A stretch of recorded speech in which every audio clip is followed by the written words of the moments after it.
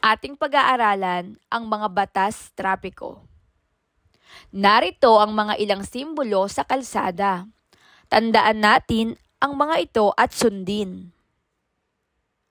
Ilaw trapiko. Ilaw para sa tawiran.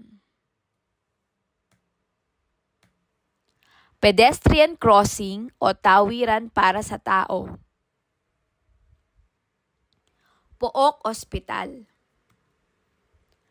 Pook paaralan. Bawal magsakay at magbaba. Bawal pumasok. Bawal mag-U-turn. Bawal pumarada. Bawal bumusina. Riles ng tren.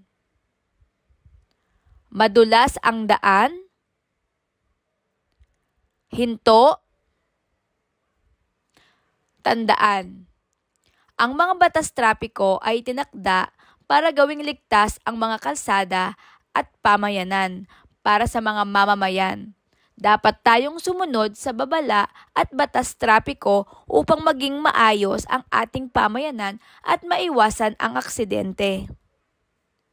Sa batas trapiko, magiging ligtas ka kung ito ay susundin mo.